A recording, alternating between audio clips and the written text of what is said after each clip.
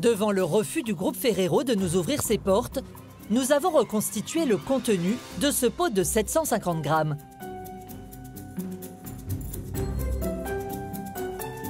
Sur la table, les 7 ingrédients qui le composent.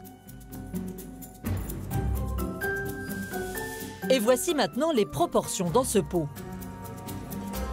Il y a environ 15,5% d'huile de palme, 55% de sucre, 13% de noisettes, 7,4% de cacao en poudre, 8,6% de lait écrémé en poudre et 0,5% de lécithine de soja et de vanilline.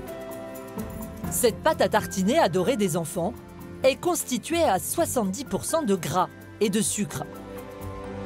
Et la raison est simple.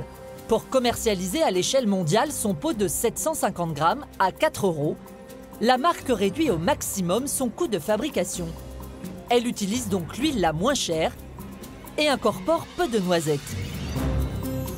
Reconstitué par nos soins, le pot de Nutella est plutôt étonnant, même pour les plus addicts. Et si je vous montre ça, en proportion? Le truc qu'il fallait pas faire.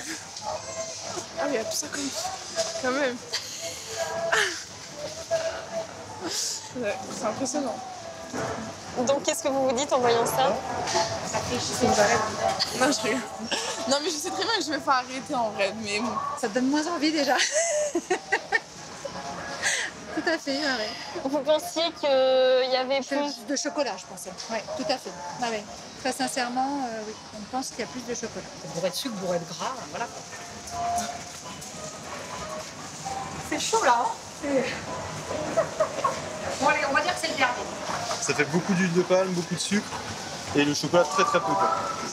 On ne sait pas comment ils arrivent à nous faire une couleur comme ça et tout avec si peu de chocolat. Je sais pas, une fois comme ça c'est bon. Comme ça c'est moins appétissant. Hein.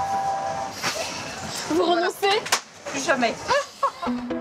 Pour analyser le contenu de ce pot, nous avons sollicité une médecin nutritionniste. Depuis 20 ans, Béatrice de Rênal lutte contre les dérives de l'agroalimentaire. Merci. Eh ben, ça laisse rêveur. Hein. Tout ça, ça n'a ni vitamines, ni minéraux, ni protéines, ni fibres. Ça n'a rien, même ça. Donc tout ça, ça vous apporte des calories et c'est tout. Et en fait, les ingrédients qui sont vraiment intéressants d'un point de vue nutritionnel, ils sont au-dessus. Donc il y a la noisette, qui est très bonne. Il y a la poudre de lait, écrémée, pourquoi pas. Et puis un petit peu de chocolat pour le plaisir et pour le goût. Donc en fait, vous voyez que finalement, il faudrait éliminer tout ça, c'est-à-dire les trois quarts du pot pour avoir vraiment un intérêt nutritionnel et gustatif. Parce que ce qui est bon, c'est ça, c'est pas ça.